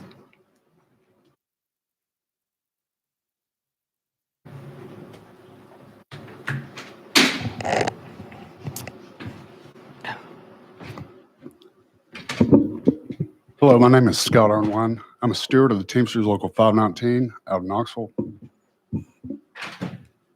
I'm not a lawyer, I'm not a politician, I'm not a lobbyist. I work for UPS. I'm a citizen, but I am here to discuss with you today HJR 72 and its unintended consequences. This law, written nearly 75 years ago, is a one-sided law that protects the individual's liability, but not the organization's. It's not entirely the language of the law that makes it one-sided, but the lack of the language and how this affects fiscal solvency and members' benefits. For example, my union is required under the current law to spend members' money to represent non-members who have come to my local for assistance after being discharged from the company. If settled directly within our region, this case could cost around $1,500. If this case goes into arbitration, that cost could jump to $15,000. Cost to cover this is coming out of members' dues. So why would non-members be able to benefit from a plan they have not paid into?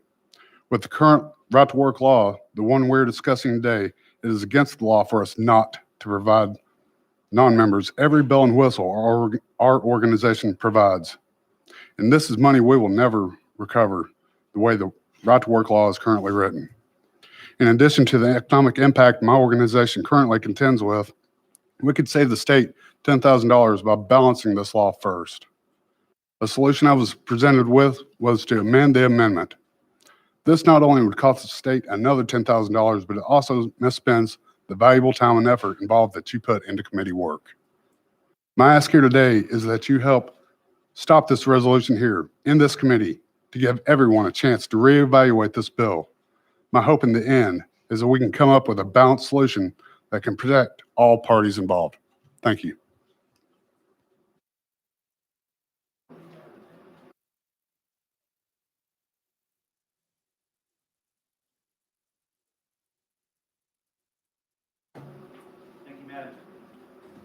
Thank you, Madam Chair, and members of the committee for this opportunity to offer comments on this proposed amendment to our Constitution.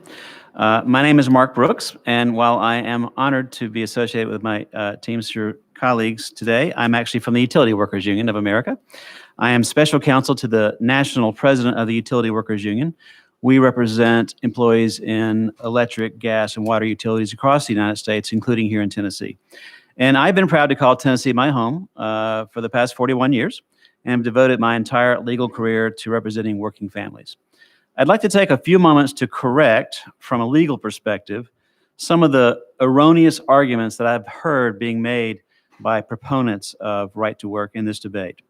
One clearly misleading claim sometimes made is that labor unions are not legally required to represent non-members, and that right-to-work laws therefore do not create any problem with free riders, meaning the employees who reap the benefits of union contracts but decline to pay any union support to cover the costs of their representation.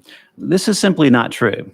It has been a matter of black-letter law under the National Labor Relations Act for many decades that any union that's certified to represent a bargaining unit under the Act is required to represent all of the members of that bargaining unit without regard to union membership.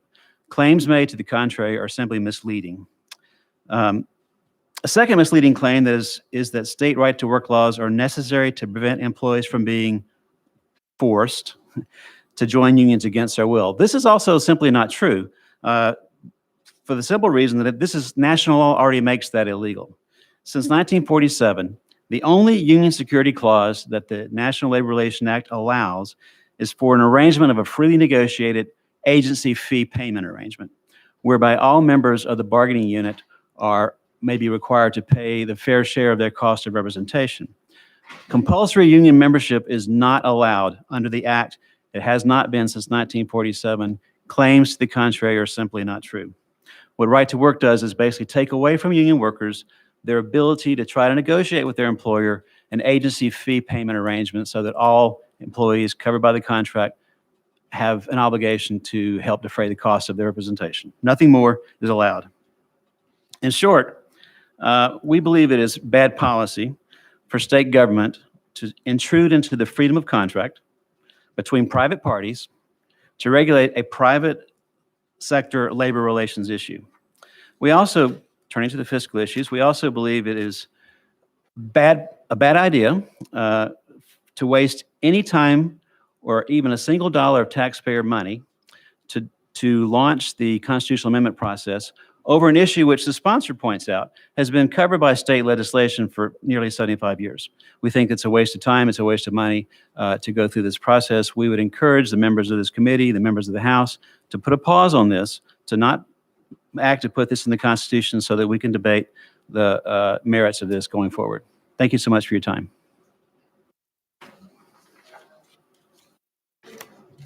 Thank you, Madam Chair. Thank you for the opportunity to be here today. My name is Lyndon Grissom. I'm the president of Teamsters Local 480 here in Nashville. It's a pleasure to be here today, and thank you for the opportunity. Unions are the brothers and sisters behind me. It is not just a figment of someone's imagination. It is made up of working men and women of the state of Tennessee in this case. Right to Work, as it's already been stated, for over 70 years has imposed an unfair burden on labor unions that would never be imposed on any business or organization other than a labor union. And if it was proposed, those that are standing in favor of this constitutional amendment, the Chamber of Commerce, the National Federation of Independent Business, would be quick to impose or oppose that legislation. As my counterparts have already said, we have the legal responsibility to represent non-members.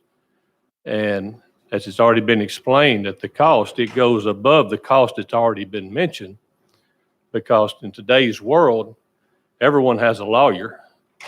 And if a non-member files a grievance or a protest against a discharge, and we're not successful as a union in getting that non-member's job back, the next step is a an LRB charge or a lawsuit or a EEOC charge. It doesn't stop there. And the resources and the money that has to be spent to justify that or to defend ourselves in the case like that is from the members, the rank and file members. Right now, I am the president of Local 480, but I was a truck driver for a lot more years than I've ever been a union leader. The rank and file members are the union, and they are the ones that make up, and they're the ones that pay for the negotiated benefits that they enjoy, and because of right to work, the non-members enjoy the same. I would ask you to halt this. It has no place. It's not right to work. It's not right. It's wrong, and it has no place in our Constitution. And I thank you for this opportunity. Thank you all. We have a number of questions for those folks who have testified, and I saw Representative Lamar's hand first. Thank you so much, Chair Lady. I appreciate that. I just want to say I thank you for your testimony and coming and speaking up for the unions. The unions and the Teamsters, one of the local chapters is located in my district, and I appreciate how they have defended many workers who can't defend themselves. We must make sure we're keeping compassion at the forefront of how we legislate. And the unions have been so instrumental in defending workers who typically can't defend themselves. So I'm respectfully can't support this bill because I do believe the unions have a place in our society and they need to be supported. And Tennessee needs to be a state where employees have support as well. And that's what the unions provide. So thank you so much for coming. Representative Shaw.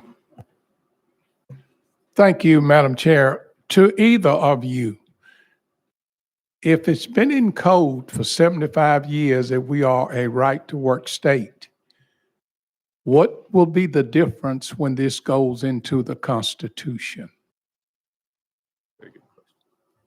Either one of you that won't answer that, because that's what I've been tussling with, is that if it's already in code and we've been doing it for 75 years, what do we need to change? Can y'all speak to that? Mr. Brooks. Representative, I would argue that you should not make a change by putting this in the Constitution. The only effect of putting this in the Constitution is to take a fairly pedestrian labor relations matter, put it into our Constitution to tie the hands of future legislatures who may prefer to debate this issue in the future. I believe that we have a great representative democracy and that our elected legislators, their job is to debate legislative policy. The only point, it seems to me, of putting this in the Constitution is simply to tie the hands of future legislators to have this discussion. Representative Shaw. Thank you. Just one more question. So if this were to fail, then things would just remain as normal. Everybody would still have a right to work, so to speak, in Tennessee, but it would not destroy union and the work that the unions do. Is that a fair assessment? Let me say that I think that things would stay the same if this constitutional amendment fails. I want to associate myself with my Teamster colleagues to say that right to work doesn't give anybody a right to a job or rights to anything. It simply undermines the rights of union workers to try to defend the entire bargaining unit by requiring agency fees. But to answer your question directly, in my opinion, if this fails, then the existing statute is still on the books and it still continues as it has for 75 years. Are there other questions while we're out of session? Leader Lamberth. I'm curious, anybody that wants to touch this, are you familiar with the Department of Labor's Office of Labor Management Standards? I am. Are you familiar with several findings that they've came out with in the last few years that based on the rampant embezzlement within union ranks and specifically over 2,000 indictments of union leaders? Sir, I have no familiarity with the details of that. Unions are human institutions, as are businesses, which have been found to be guilty of incredible corporate crimes over the decades. But that isn't, I would never paint all business people as being criminals merely because there have been a few bad apples. Moreover, this really has nothing to do with the subject today, which is whether to amend our Constitution to put this policy, this misguided policy, in my view, into the Constitution. Leader Lambert. So would it surprise you that over $100 million in union dues since 2001 have been embezzled by the very leaders, not you guys, but some folks out there that are supposedly sticking up for these guys out here, and you have the audacity to come in this committee and say that right to work is not a right? I mean, we're fighting for these guys just like you guys are, and we respect y'all's ability to be able to do so. You have a right to work in this state, and it is a right, sir. So I merely wanted to point out a couple of aspects that may or may not have been brought to light, but for those comments. But there are several reports that outline this. There are strengths and weaknesses of every system, and a right to work is in fact a right. And as you said, putting this in the Constitution merely enshrines how Tennessee has operated for 75 years. I thank you for your testimony today. I hope and pray that you never vary off the path of sticking up for these guys that are sitting out here, because they depend on y'all just like they depend on us. And yes, sir, I am a lawyer and an elected official. I'm not a lobbyist, but I saw you painted us all with a pretty broad brush there. Madam Chair, may I respond to that? Certainly. I understand what you're saying. I do understand what you're saying, and I take offense to that. I've seen a lot of negative news about members of your House of Senators and representatives here. I don't paint you all with that same brush because of one or two wrongdoing. I would ask that you do the same thing. I'm very honest with what I do, and I take pride in what I do. I am a rank and file member who was elected to serve as a union leader. That's a temporary position. May end at the next election. My obligation right now is to the members and to take care of their treasury and represent them as a union leader should, just as yours is. And I do take offense to you painting us with a broad brush.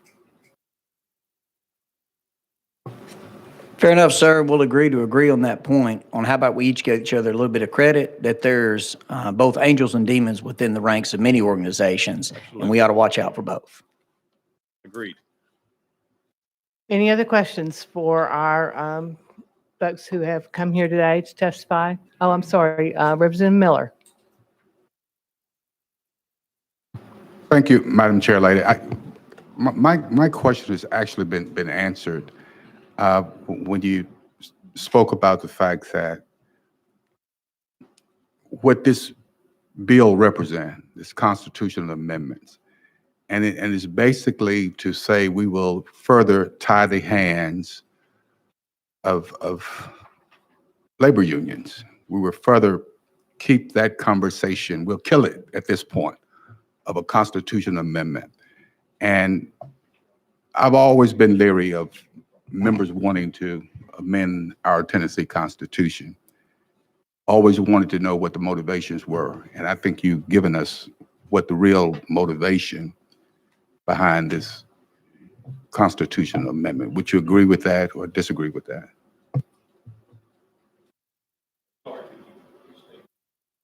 Would you agree or disagree the real purpose and motivation, in your opinion, behind this constitutional amendment, this bill?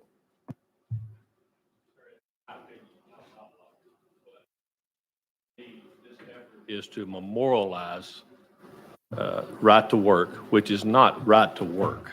It's the title itself is misleading. Everybody would like to have the right to work. That sounds great. That's not what right to work is. It's very misleading. This effort is just to memorialize this in the Constitution to where it would be harder to ever reverse it, in my opinion. I have no one else on my list. Thank you, gentlemen, for being here today with us. I do want to thank you and the people that you represent for the hard work that you do, that I think all of us recognize the value of work and the value of the work that your members provide. I worked for a company for a very long time that had union membership. Some of those folks are sitting in the audience today. I was never a member of that union. I was a part of the management ranks. But again, we thank you and we do recognize the work and the value that your members bring. So without any further questions, we are back in session. And Chairman Williams, I believe you have a question for the sponsor. I'm sorry, I thought you were going to the representative first, but I'll just say, since I've been here in the legislature, tens of thousands of jobs have come to Tennessee with billions of dollars in investment over those periods of time. And those employers that I speak with, this is a seminal issue as it relates to their decision making. In fact, $3 billion was announced last week with more than 10,000 jobs.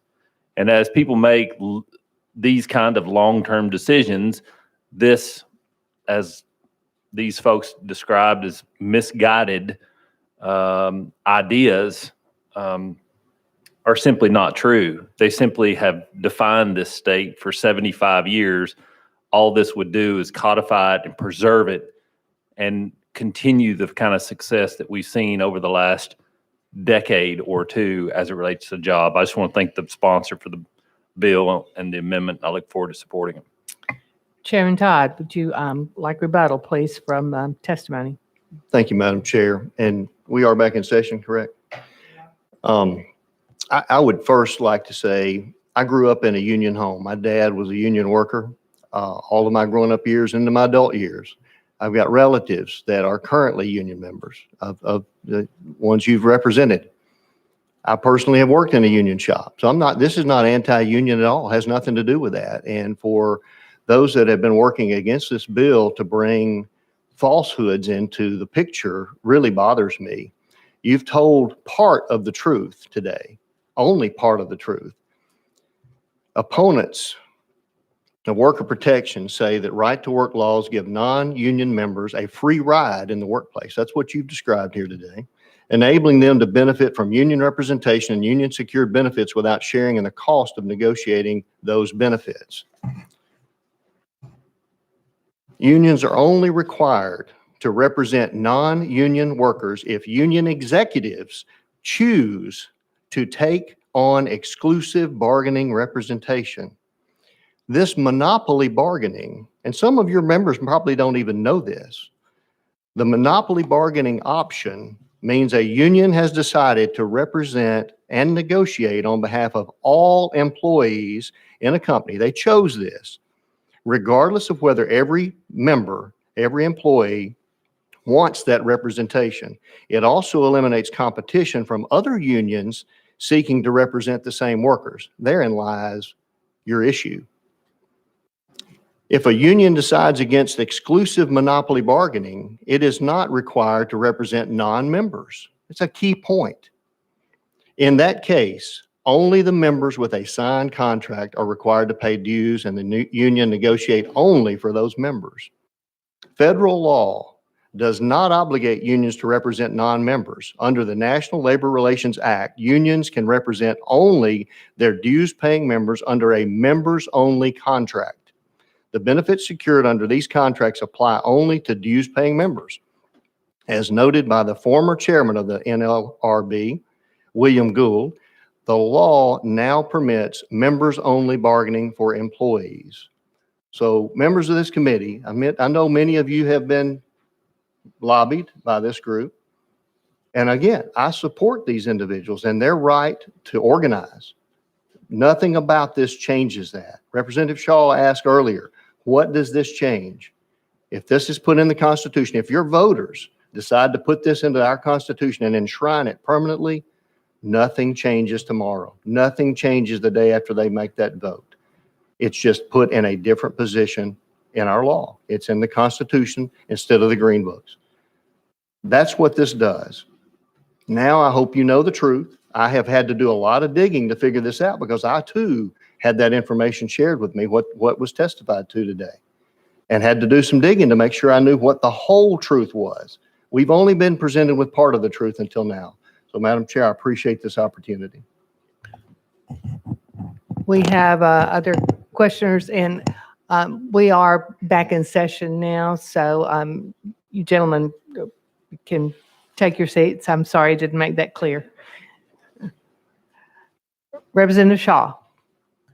Thank you, Madam Chair. And this question is to the sponsor of the legislation. And before I ask it, I do want to say I've really grappled with this. A lot of people in my district, and especially a lot of industry workers, and especially CEOs and people of such, have really lobbied this and asked me to vote for it. And so I really want to go on record here. And I think I'm right where I was with our visitors up here. If we've been doing this for 75 years, and it's been in our code and in our blue book for 75 years, why do we have to put it in the Constitution? And what is the purpose of putting it in the Constitution over and above leaving it like it is, which in my humble opinion, the right to work is the right to do and choose what you want to do. Seemingly, if we put it in the Constitution, we nail it down to you doing what we want you to do. So I'm trying to figure out, why is it necessary to put it in the Constitution if we've been doing it for 75 years? I just need the sponsor to answer that for me. Chairman Todd. Thank you, Chairman. Appreciate the question. And I think, as it has been stated, this enshrinement is going to be up to the citizens, your voters. All this resolution does is puts it on the ballot for them to decide whether they want this as a permanent part of our Constitution. On the other front that we're now faced with, that we haven't even talked about today, we can look no further than Virginia, where legislators continue to propose repealing the right to work protections in that state, or in Washington, D.C., where the Biden administration has called for repealing right to work, and where the U.S. House has passed the PRO Act to do so. Placing this right to work in the state constitution is the best way to protect against those attacks. And this does protect both the union worker and non-union worker. As I've thought through this, I've had to think through all the scenarios. And I can imagine a non-union shop having a new employee that was a union member somewhere else and wanting to organize. This prevents them from being discriminated against and allows them the same protection as those that choose not to organize. So it's equal protection under the law. And I appreciate your question. Representative Lamar. Thank you, Chair Lady. Can I get a roll call vote, please?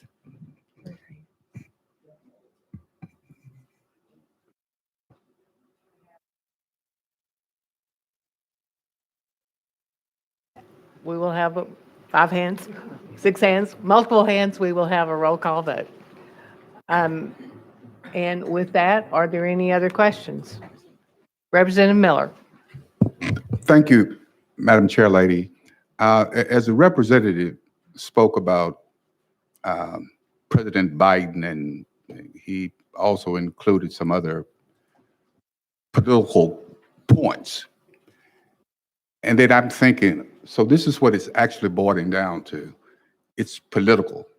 But I have not asked any member that's out there right now being represented what party they are affiliated with.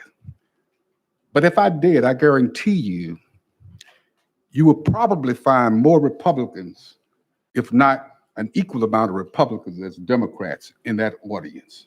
So let's not limit this to, or let it break down by party affiliation, because we're talking about the lives of people. And we're talking about the fact that this amendment simply, if passed, and if the voters decide to support this, it permanently cuts off any ongoing negotiations and discussions as it comes to this right to work. And as Representative Shaw said, it's been in place for 75 years. And it's been working, no pun intended, for 75 years. So why are we even having to discuss? Why are we even putting this amendment forward? It is a waste of time, and it is more political than anything else. Thank you. Question has been called. Any objection to the question? Seeing none, we are voting on HJR 72. And Mr. Clerk, would you please call the roll? Representatives Campbell. Camper. Crawford. Faison. Freeman. Gant. Garrett. Gillespie. Hawk. Hicks. Lamar. Lamberth. Yes. Lynn. Miller. Ogles. Sexton. Shaw. Sparks. Todd. Aye. Whitson. Williams. Wendell. Zachary. Vice Chairman Baum. Yes. Chairman Hazelwood. Aye.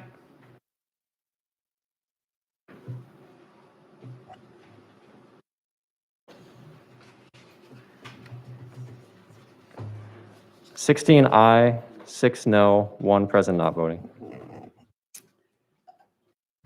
HJR 72 has received a majority of the votes, and it moves on to calendar and rules.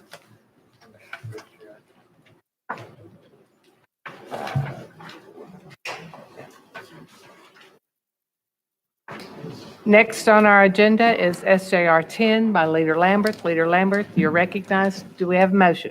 Thank you, Madam Chairman, and I appreciate Representative Cassidy's support. I think he's up next, but We're we're here. Yes, Madam Chairman, I'm ready to present it. Okay, just. We would ask that Representative Cassidy be patient. I'm sure that Leader Lamberth would be efficient with his time. So, Yes, ma'am. I stand ready for questions. we do have an amendment. It's 006406. We have a motion and a second. All those in favor of the amendment? Or, well, I guess we should ask you to explain the amendment, Leader Lamberth. It makes no substantive change to the resolution. It fixed a clerical error. All right, so we are voting on Amendment 006406 being attached to SJR 10. All those in favor, please signify by saying aye. Aye. Any opposed? The ayes have it. The amendment is hereby attached. And now we are looking at SJR 10 as amended. Leader Lamberth, please explain. Thank you, Madam Chairman. This deals with the line of secession if there's a temporary disability of the governor and the governor is unable to serve. This happened apparently under the Bredesen administration, and there was nothing in the book, so it's been talked about for several years. There was a resolving clause that had a clerical error in it, so this is the exact same resolution that we passed last year. There are no substantive changes in the resolution, and I want to state that for the record in case somebody down the road would ever try to challenge that. It is merely a resolving clause and a clerical change that was needed. You've heard the explanation. Are there questions? Seeing none, we are voting on SJR 10. All in favor, please signify by saying aye. Aye. Any opposed? The ayes have it. SJR 10 moves on to calendar and rules. And now we are on the addendum, and that brings us to item 24 by House Bill 913 by Representative Cassidy. We have a motion and a second. There is an amendment filed on this bill, drafting code 007093. Do we have a motion on the amendment? We have a motion and a second. Representative Cassidy, you're recognized on the amendment. Thank you, Madam Chair, and I'm glad you saved the best for last. This simply creates an avenue where a consumer can, with certain criteria and certain actions on the consumer's part, who feel like they should not have paid a sales tax or maybe overpaid, they can pursue this with the Department of Revenue directly. That's all it does. You've heard the explanation. Are there any questions on the amendment? Seeing none, we're voting on the amendment, drafting code 007093. All in favor, please signify by saying aye. Any opposed? The ayes have it. The amendment is hereby attached. Representative Casta, could you please explain what the bill does as amended? I did mistakenly explain the bill as amended. So I jumped ahead of myself as usual. You've heard the explanation. Are there questions? Can everybody, I know it's been a long afternoon. Can you remember back that far to know what he said? All right. Question on the bill. Question has been called. All those in favor of House Bill 913, please signify by saying aye. Any opposed? House Bill 913 moves on to calendar. Thank you, Madam Chair and committee. rules. That does complete our calendar for today. Thank you for your time and attention. Do we have any further business before the committee? Seeing none, we stand adjourned.